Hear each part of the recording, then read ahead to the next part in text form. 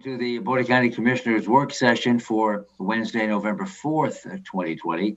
The topic of this work session is Capital Lake-Deschutes Estuary Funding and Governance Work Group.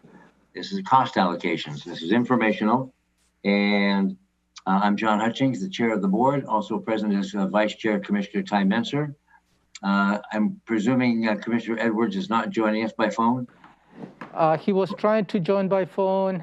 Conference call. And, Okay. and I briefly explained what the briefing was all about. And if there's anything, I think he's tracking on the issue. Okay. And, very good. And I will call him later if need be. Thank you, sir. And that is Ramiro Chavez, our county manager. And we have Robin Campbell, our assistant county manager. And we also have Brian Dominique, our PIO, and Amy Davis, the clerk of the board. We're also being visited by, or with, actually doing the briefing, our county treasurer, Jeff Gadman. Welcome, Jeff. And I'll start with you, Romero, to frame it. Yeah, as you may know, the Jeff Gadman, our county treasurer, is part of a subcommittee, which is the Funding and Finance Governance Committee related to the Capital Lake Estuary project. And I believe Commissioner Hutchins serves on the executive committee as well. Mm-hmm. There has been a lot of moving pieces, at least in the last few months. And one of the main objectives of right now in terms of the project delivery is to develop environmental impact statement, also known as an EIS, where the EIS document will consider many alternatives as to how the Capital Lake should be in the future, from the options to the do nothing, to the options of removing the dam, making an estuary, to also include an option of a hybrid. The hybrid may include some recreational components as well as just removing the dam. There's a long history in terms of the funding related to the EIS. As the board approved, I believe, as recent as early this year, a contribution from the local governments to support the efforts of the EIS process, because the Department of Enterprise Services at the state had requested to the legislature this past legislative session for additional funding to complete the work of the EIS. And the conditions at that time by OFM was the local governments need to come to the table and be participants on this particular effort, which the board agreed, and the other jurisdictions also agree in participating. The other jurisdictions includes the cities of Olympia and Tumwater, as well as the Port of Olympia, Lot, and the Squaxin Island tribe as well, as some of the key stakeholders related to the members who would like to participate on that. So moving forward to this briefing, and Jeff is going to walk you through a little more in detail, the Department of Enterprise Services has provided somewhat of a framework for a cost allocation. A cost allocation that they're looking for each jurisdictions to buy into this model before they can move forward in finalizing the EIS. I'm going to let Jeff walk you through what this model is. And after his presentation, I will provide you my perspective, as well as the perspective from the other jurisdictions, this has been an issue or a matter of discussion with my peers, the city managers, at least from the cities of Olympia and Tumwater. City of Lacey really has now been part of this proposal.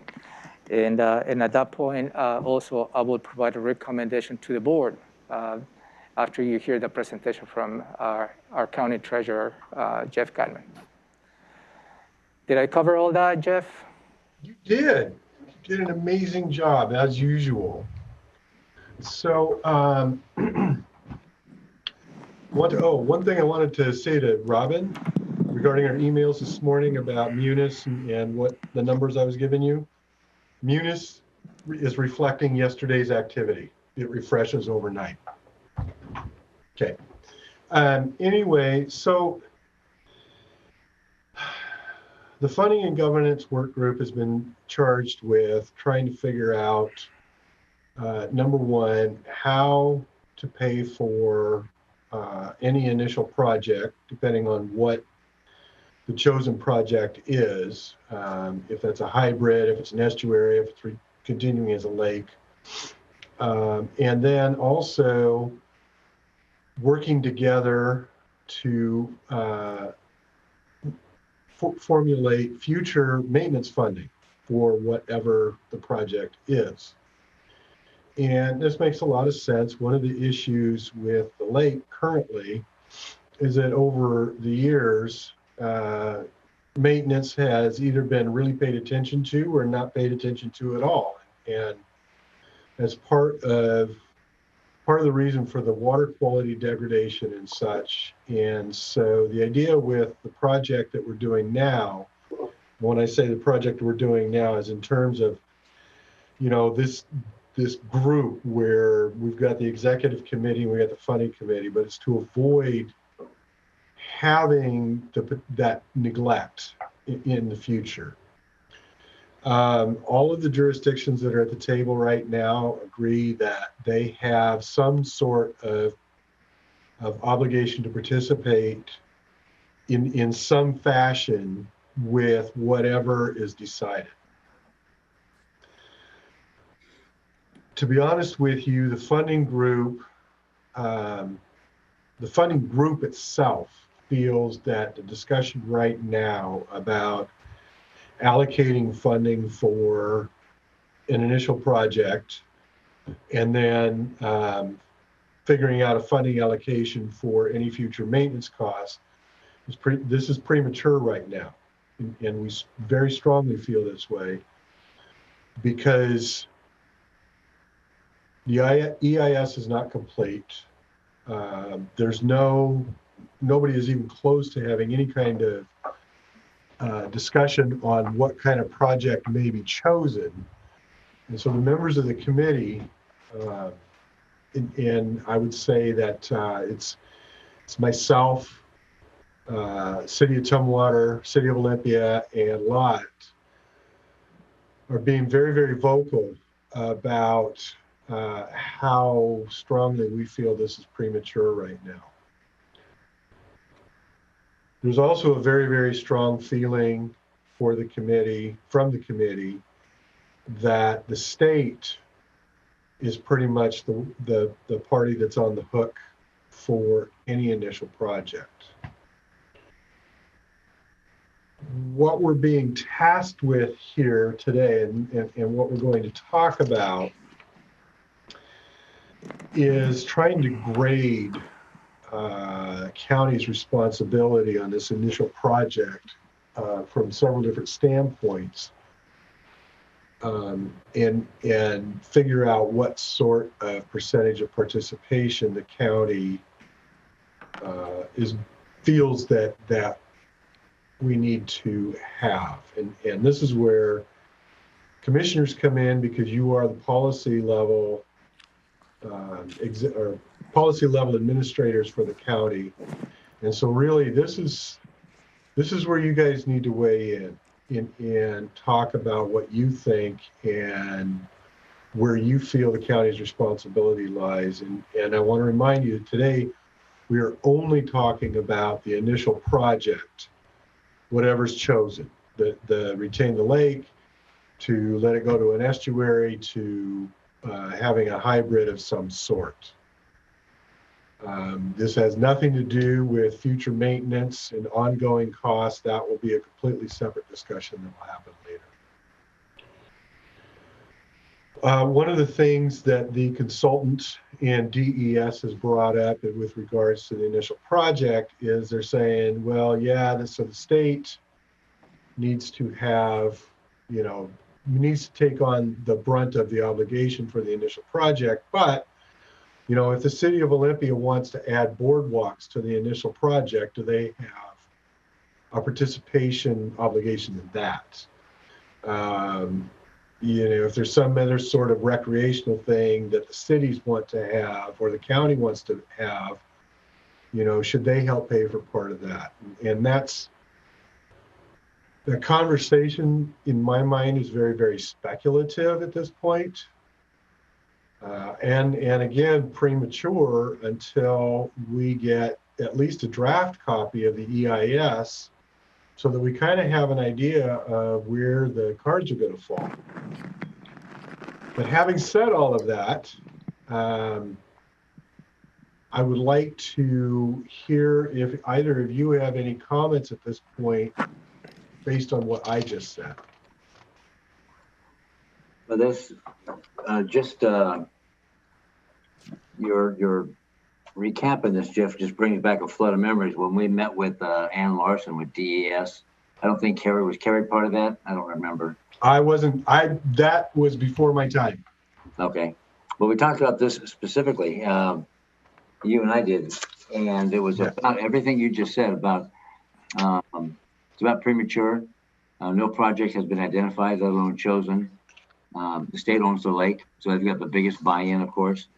And when it comes to rating and for the cost allocation, it needs to be rated based on the jurisdictions benefiting from whatever is chosen with the lake, or contributing factors to the degradation of the lake. But that excluded Tumwater. It excluded, no, it didn't exclude Tumwater, but excluded Lacey. And I think there's other entities that I think everybody in the county benefits from it, and in many ways adds to the contribution to the degradation of the lake. So it's somewhat not somewhat, it's very problematic at this point, but yeah, you brought it all back. Ty, you have any questions or comments?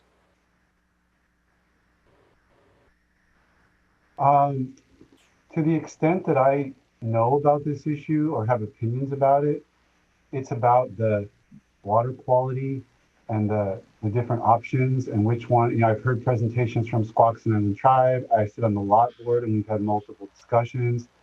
When it comes to the legal authority and the, who's controlled what piece and who finances all this stuff, I really know nothing about it. And I would need to know, I guess, to form an opinion, I would kind of need to know historically, how is this whole Capital Lake formed, and who, what legal agreements are in place that govern the responsibilities? Who dropped the ball in the 80s when we decided to not dredge the lake anymore and just let it get to the state that it's in? I mean, there's just a lot that I don't know, so I don't have any initial comments because I don't know whose responsibility it should be. I mean, if I look at the map on my wall, it's buried right in the middle of the city of Olympia, but, Bud Inlet is got unincorporated county that goes up and down, and I know it's a centerpiece of our county in a sense. So I've heard all sorts of arguments as to who should take responsibility, which I'm sure is why there's all these meetings and complicated formulas, because it sounds like nobody can really figure it out. And so everybody's trying to step up and say, okay, we all share in this. But, the resources available to the county versus the city versus the state, and it's not just this, I mean, they're different. And it's apples to oranges to say that, even if the county, let's say, has as much of a stake, we don't necessarily have the same ability to raise revenue or fund, or, we have limited roles that the state gives us. So I just think that it's quite complex. And at this juncture, I have literally zero opinion. I'm going to be an open mind about this. So there is a recognition on the part of DES and the consultant that the jurisdictions do not have the ability to raise revenues the way the state does. The state pretty much, they set their own rules. And they also, and there's a recognition, they also set the rules that limit, for instance, the county or the city's ability to go out and ask their citizens for money. So there is that. One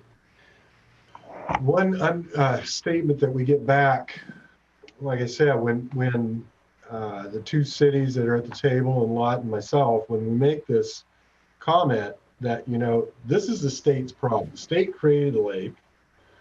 The state, either managed or didn't manage or mismanaged the lake, depending on what story you're tapping into at the moment.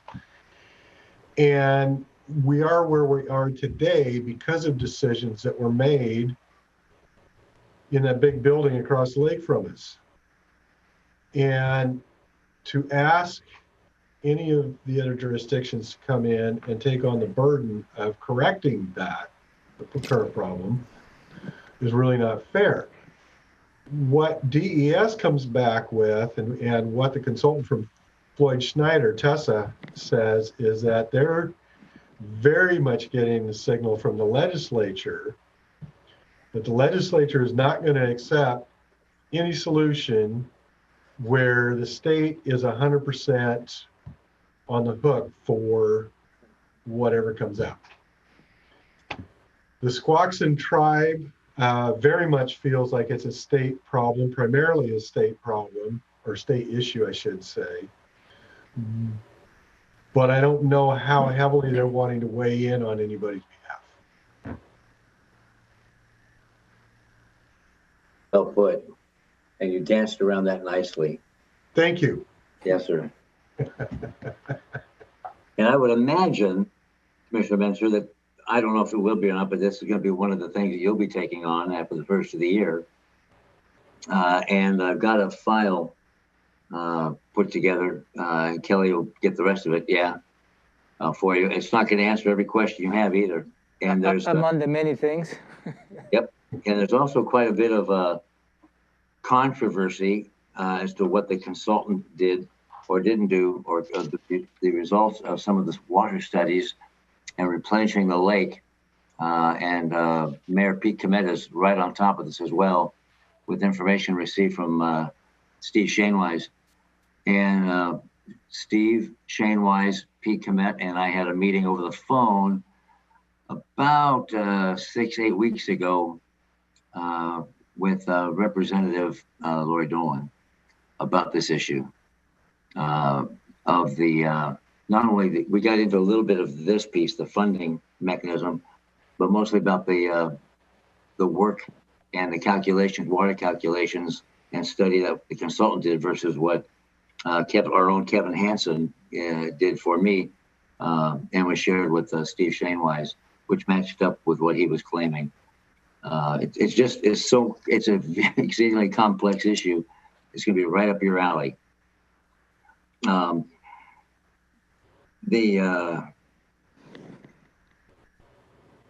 stop there. Yeah, and so, another important point is whenever you're talking about cost allocation amongst different parties, it matters if you're talking about a $10 million project, or if you're talking about a $30 million project, or if you're talking about a $400 million project, right? I mean, it definitely changes the tone of the conversation, even though it's just zeros and decimal points. And that's another point that we've brought up and pushed, and we would just, in my mind, it would really be helpful to at least wait until we get the draft EIS before we start having these conversations. But like I said, you are at the policy level here, and if you want to go through this exercise, then let's do so. And they're looking to want it. They would like to have it completed by December the 4th. I do know that Lot they normally have their work session on Wednesdays, but next Wednesday is a holiday, so they are going to have a special work session next Friday evening. And Justin Long has offered to share the Zoom invitation with me if any of us are interested in attending that meeting. I'll be there, because I'm on the board. Okay. Early on, when we were talking about the group this is like 2 years ago when I first got on the committee, talked about how much each jurisdiction benefits again and contributes. And I encouraged the group or the consultant to hire an out-of-county or do an economic development type component to this, because not just LOT, but the Olympia Yacht Club, Zittles Marina, West Bay. I mean, all these folks and all these recreational. There's a recreational piece to this too. That's an economic draw to the city or to our county, to this area. And each of them contribute, but each of them benefit, and depending on who they are, where they come from. So there was an external economic development consultant group that has no buy-in to this region at all, did a very comprehensive study regarding the economic piece of this as well. And boy, it's been quite some time. I don't remember what that actually came out with or what it said. I don't know if Romero does or if you do, Jeff, or if you even saw it. But there's just so much to subjectively sit down and, well, who's contributed to the degradation of the ecological function? Well, any runoff from the courthouse, we're on the hook, right? So it's very, very subjective, and I don't know how the rankings would go and who would actually do that. Did you have a hand up, Robin? Nope. Okay. Romero, did you have anything? Go ahead, Romero. Yeah. Thank you, Commissioner. Just a few thoughts. Let me provide a perspective from a high level. I know that DES would like to probably have somewhat of a response to this proposed model in December, but it's extremely premature that the county can financially commit to a non-known project. And that is a very difficult proposition for the county. And I don't know how to get to that point, but if related to the proposed model, which is has clearly defined in terms of the benefits, as you stated, Commissioner Hutchins, but how you get to the point of establishing the benefits, I do believe that is, in this my words, it is not a workable model. And let me just give you an example of some of the questions related to as to how a jurisdiction can conclude as to what the benefit is. I'm just going to pick one because the same model repeats itself similar. On page 23, when they're trying to rank the benefits of water quality improvements,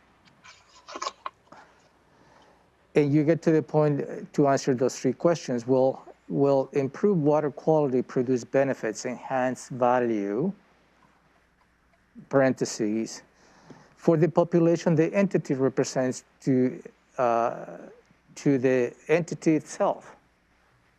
Yes or no? Will the entity have avoided or reduced costs related to the water quality improvements as a result of the construction? If yes, relative to others, how much will the entity benefit? So, and that's the similar type of approach in terms of identifying the benefit in a specific jurisdiction. But I think this model is not sustainable. This is just from my point of view. I have seen that I look at this model on many occasions because it's not about an entity benefit. I believe whatever benefits needs to be established has to be to the environment. And that's how I believe a potential benefit has to be put in perspective. Because how are we going to get to the point and identifying what population in Thurston County, unincorporated Thurston County, could benefit from the water quality of the estuary project on Capitol Lake? So I think, and this is just my humble perspective, looking at a benefit from the jurisdictional point of view does not make sense, because the benefit of any aspects of doing something with the lake has to be an environmental benefit and a benefit to the environment as a whole. They can include upstream, downstream, the bay, Bud Bay, all that. So two comments on this. Again, this whole model to try to box in a jurisdiction early in the process without knowing what project we're committing to financially is way too premature. Secondly, the model itself, approaching this benefit to a jurisdiction, I don't believe is the right approach in terms of identifying the benefits, because I believe the benefits, again, has to be at the environmental level point of view. Related to the conversations that I had with my peers on the City of Malaysia and Time Water, they seem to have the same reaction to the timeliness of committing to this model. And they start, as Jeff suggested, that perhaps they're considering to have a boardwalk that the City of Olympia could benefit. But again, that is presumptuous in determining what type of project will be the most preferred project as a result of the EIS. So I believe there is a lot of elements, loose elements in my perspective, that if anything, I think the county could support, and suggestions for the board to support the continuing development of the EIS. Because the EIS document is going to identify the three elements, the three proposals, whether it's an estuary, whether it's a lake management, or a hybrid, and they will go through the process identifying the benefits to the environment, the impacts or not. That is the gist of the EIS to determine what will be the preferred alternative.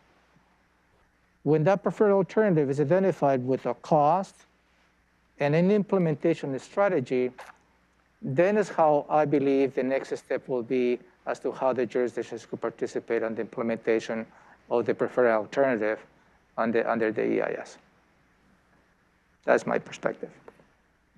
So I'm going to ask you a question, Ty. This is not a setup. It's not a trick question. But can you think of something Thurston County as an entity has done to restrict community use of the lake?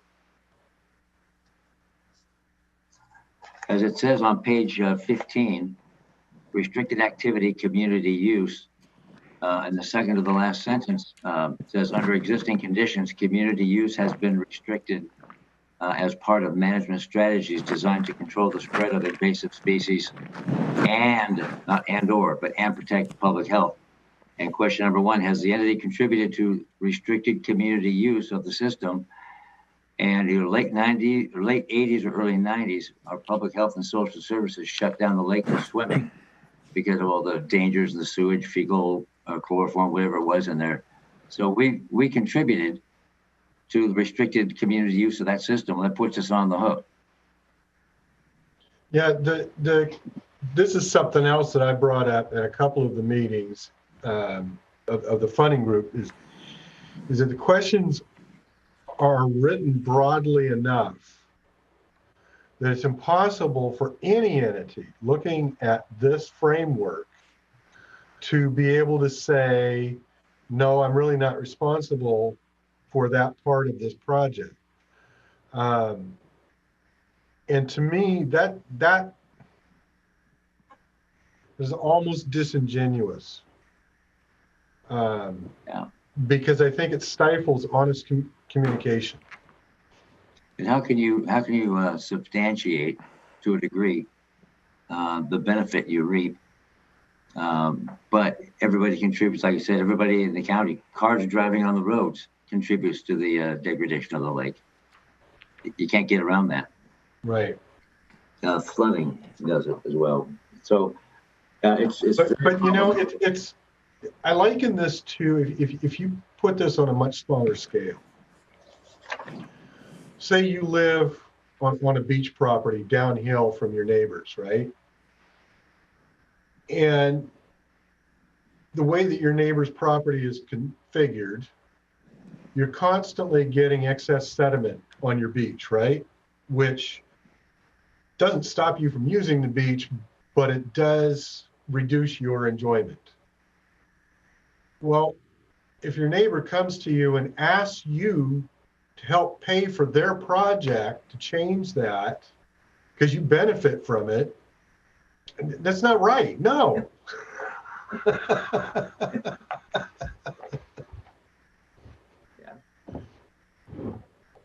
I mean, I'm not really sure about this framework and where it's headed, but just this kind of goes to Ramiro's point about the jurisdiction. I mean, counties in a weird, we have a unique unique role in the community. I mean, we have public health authority over the whole county. We have a lot of times we're just responsible for the unincorporated county. We're elected, county commissioners elected by the whole county. When I read some of these questions, I'm not sure how to even interpret them because we have a dual role. County governments have dual role, and we have some things we do for the whole county and some things we only do for unincorporated. And I don't know how to parse through those various levels of responsibility or benefit. So I guess, what is it? Can I go back maybe to the beginning of this briefing and what the point of the briefing is?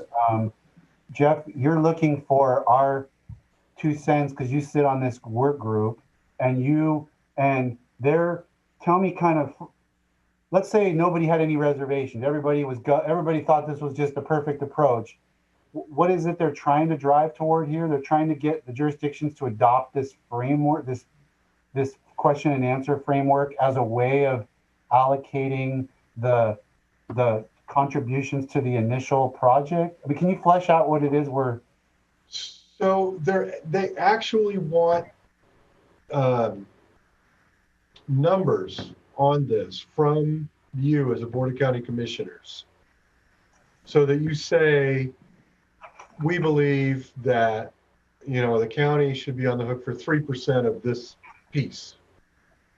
And something that I brought up at one of our meetings, I said, well, because they said, well, the numbers aren't final. It's just preliminary numbers. And I said, right. I said, but if the county says, okay, we're responsible for 5% of this piece, and then when the project gets selected, and if the Board of County Commissioners then says, well, no, I don't think we're responsible for any of that, then DES is going to come back and say, well, wait a minute, you said 5%, now you're saying 0, what's going on here?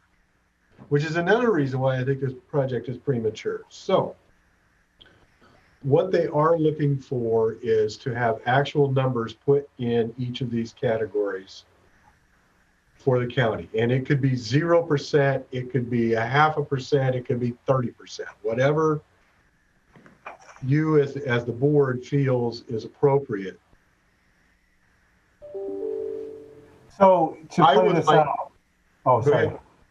Well, I'll just say, okay, so I open up sediment management. Has the entity contributed to the accumulation and required maintenance of sediment within the Capital Lake Basin? Entity being Thurston County. How do we answer that question? I mean, I'm not aware of us contributing to unless we did something that's coming from, I'm not a scientist.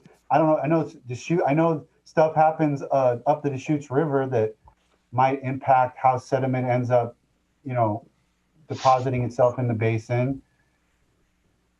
I don't know. I'm just asking, just as a hypothetical exercise, how would you, Jeff, answer that question on behalf of Thurston County? So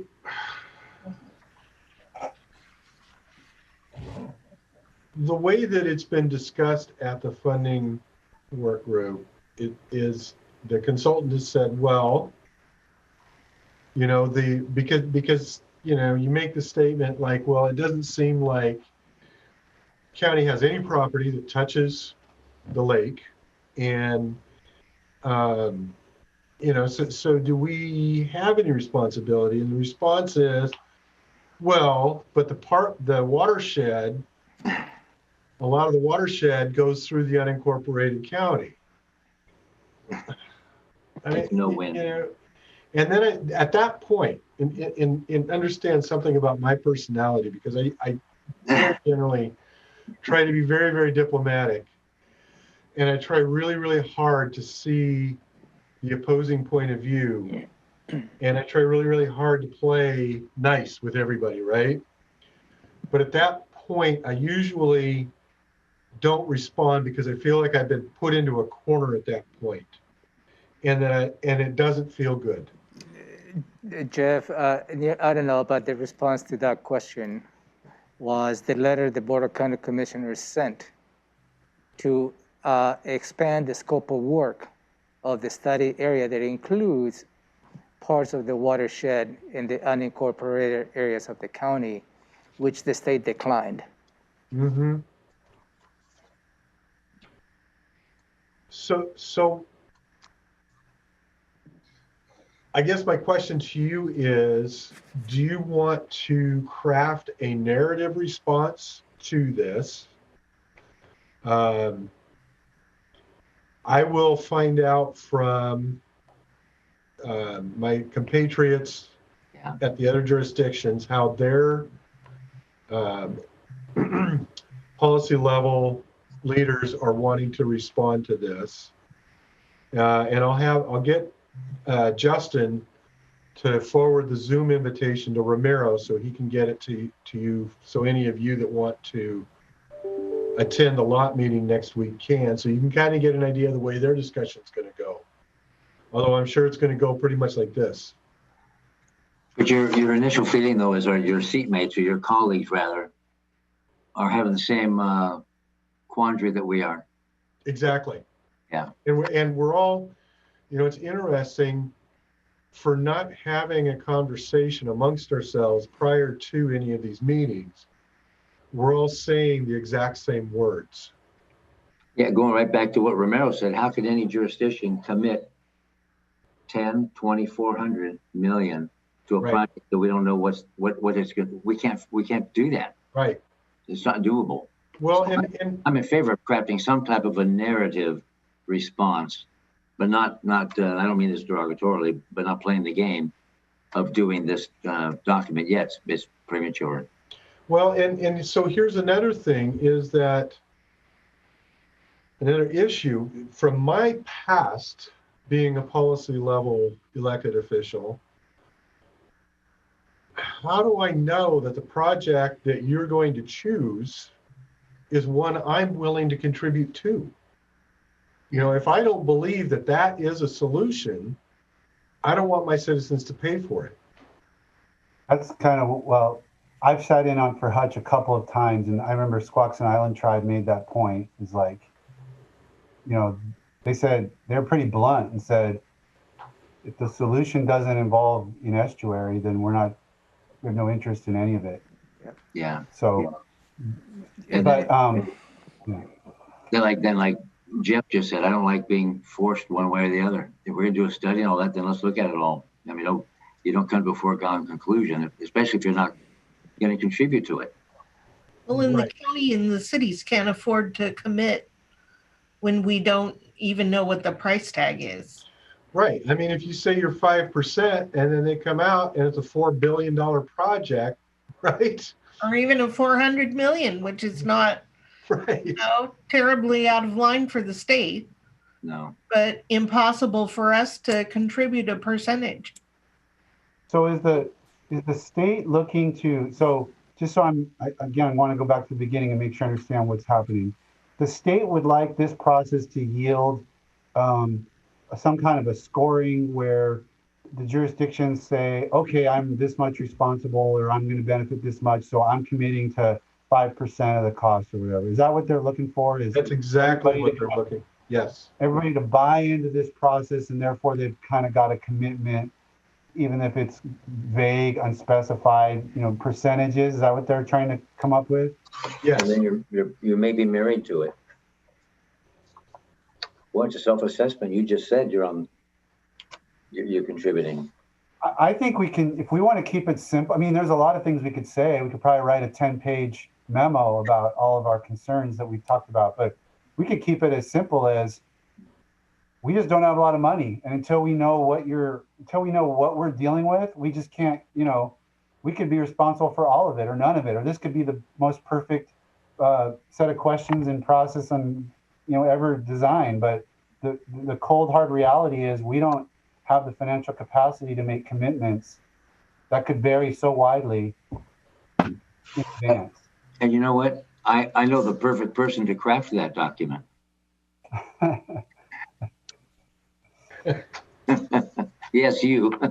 I'll I'll volunteer if you want.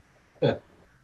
I mean, if that's what we want to say, I just like to keep things simple. You know, I mean, if that seems to be the